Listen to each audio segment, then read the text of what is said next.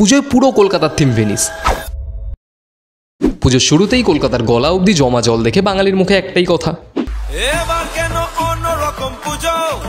ব্যাপারটা হলো 1 মাস আগেই আবহাওয়া দপ্তর প্রবল সতর্কতা দিয়ে রেখেছিল যে এবার পুজোয় কলকাতা ভাসবে না, বরং ডুববে।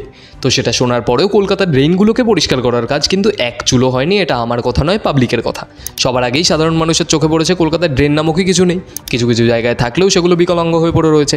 সত্যিই মারাত্মক বৃষ্টি হয়েছে, যার জেরে Science City, Keshtopur, Baguiati, EM Bypass, Ultadanga, Lake Town, Maa flyover ইত্যাদি ইত্যাদি ঘাটাল হয়ে গেছে।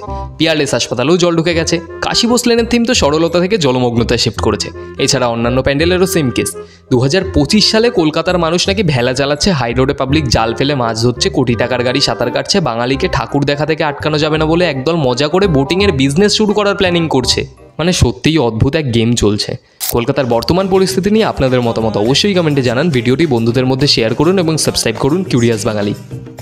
আমার পকেটে গড়ের মাঠ, তোমার নতুন